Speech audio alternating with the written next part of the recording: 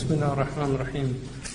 In terms of the second, the first question, which is about apostasy, I think, the Islam, like all the pre-modern religions, has apostasy laws. That aspect of the Sharia has been long gone, and it's like other religions. Muslims, with the exception of Saudi Arabia, and I believe Iran has a moratorium right now, but they were applying, and there's been arguments to apply it in Afghanistan. There are still apostasy laws that are on the books. If you look at the early period of Islam, and there's arguments from Taha Jabir Alwani, actually a great Usuli scholar that I think is well known in Oman, wrote a book about arguing that the apostasy laws are really treasonous laws and shouldn't be seen as that. And that's one argument. There's no doubt, if you look at the history of Islam, it was very rare that apostasy laws were ever applied. I'll give you one good example. ʿAla Al-Maәрri, who is a very well-known poet and a very famous anti-Muslim writer. I mean, he really didn't like Islam. He lived to the ripe old age of almost 90 in Aleppo under Muslims. Now, I think the Arabs probably left him because he was such a good poet, and they figured, you know, even though he has zindaqa, anybody that can write poetry like that should be left alone. That's possible. But he's noted for many, many things. One of them, he talked about the Quran, the injunction about cutting off a hand of a thief, and he said, يَدٌ بِخَمْسِ مَئِينَ عَسْجِدًا وُدِيَتْ مَا بَالُهَا قُطِعَتْ فِي رُبْعِ دِينَارِ. You know, a hand that you have to pay 500 dinars if you cut somebody else's hand off by accident. He said, what's up with cutting it off for a quarter of a dinar? And so Qadi Abdul Wahab, the famous Maliki scholar from Iraq, said, عز الأمانة أغلاها وأرخصها ذل الخيانة فافهم حكمة الباري. The dignity of trustworthiness of that hand made it a valuable hand. But when it became a treacherous hand, it lost its value. My point about that is that bait is kufr by Muslim scholars. I mean, and yet he was writing those lines in Aleppo, in a place that was ruled by Muslims. Many examples, if you look in the history of Islam, very rarely were apostasy laws applied. I'll give you another example. In Qurtuba, there's a famous, the martyrs of Qurtuba, that some Christians might know this story. There was a group of Christians who were so troubled by the fact that so many Christians in Spain were becoming Muslim, they started going into the masjids and cursing the Prophet ﷺ publicly so that the Muslims would turn on them. They actually wanted martyrdom so that they could revive the Christian spirit in Spain. The Caliph actually ordered these people to be like, he didn't want it to happen. He was so bothered by it because, one, he understood what their strategy was, but two, because he just didn't want that to be taking place. And so there's a whole interesting history of what was going on then. I would argue that in the West, we are in a post-Christian period. It's very difficult for Western people to understand when religion is central to your life and your experience. How important that is. And religion, one of the most powerful claims of Abrahamic religions is this world is finite, it's only a very short period, but the next world is infinite. And when you're looking at the finite world in relation to the infinite world has far more relevance to anybody who takes religion seriously. And so when somebody leaves the religion, it's an incredible calamity. Anybody that takes Christianity serious understands this at all because they're putting the soul into perdition.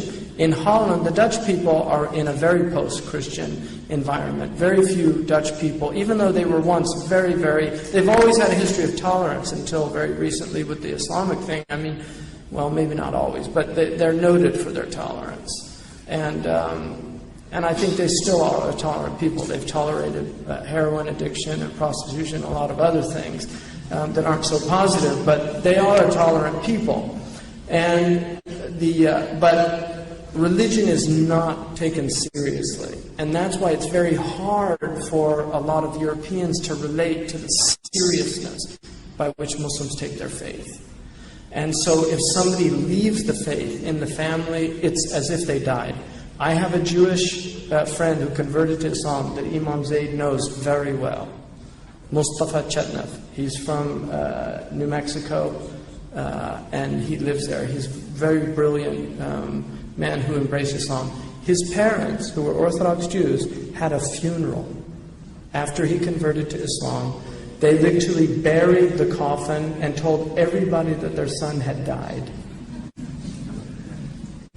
Because to them it was as if he had died.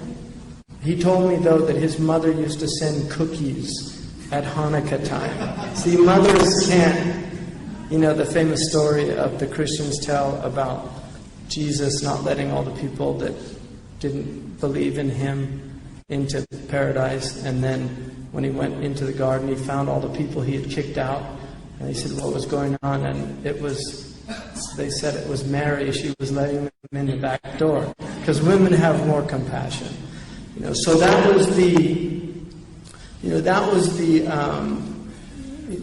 the idea of giving a funeral was as if they had died. And I think for a lot of Muslims, that is a real, it's a great calamity and tragedy. But in terms of ridda, apostasy laws, we tell people, I know people in America whose children have left Islam. It happens. I encourage people to maintain their relationships with them because, one, it's a very confusing time we're living in. The Prophet ﷺ said, يُصْبِحُ الْحَلِيمُ حَيْرَانًا, that even intelligent people will become confused towards the end of time. And we know also that the atheists win in the end, because the Prophet said that the end of time won't come until there's no one left calling on God in the world. So Dawkins wins in this world. And we believe that.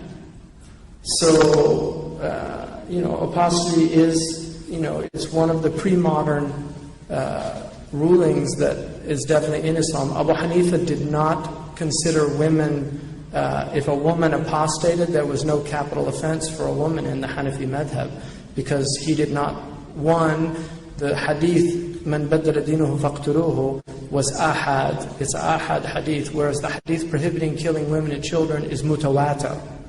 It's a factual hadith that nobody can deny. The Prophet said, do not naha Rasulullah sallallahu alayhi wa sallam an qatl al-nisa'i wal-awlad. It's a mutawatir hadith. And so even in the Maliki madhab, it's prohibited to kill women, but if they fight you, you can kill them. But in the Maliki books, they say, if on the battlefield a woman comes towards you, you should avoid her and try to get away from her so that you don't have to kill her, because the prohibition was so strong about protecting women and children. Imam al-Nakhai did not believe in capital offense for apostasy. So there are ulama from the Salaf period that were from the students of the Sahaba that did not confer with that. He preferred ta'zir or habs, some type of discipline that would get them back into the deen. So, but I know that there are many secular people in the Muslim world that don't really believe in Islam, but the idea of openly declaring that is still not done in most countries, although there are open secularists in many Muslim countries today, and there are Ba'athists and people that don't believe in Islam.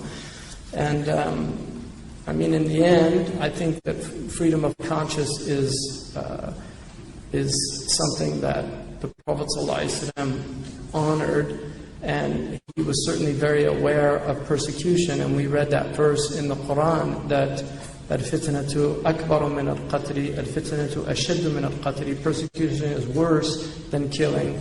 The Quran very clearly states you can't make people believe. أَوَأَنْتَ تُكْرِهُ النَّاسَ أَنْ يَكُونُوا مُؤْمِنِينَ? Do you think you can force people into being believers? You can't. It only creates hypocrites. So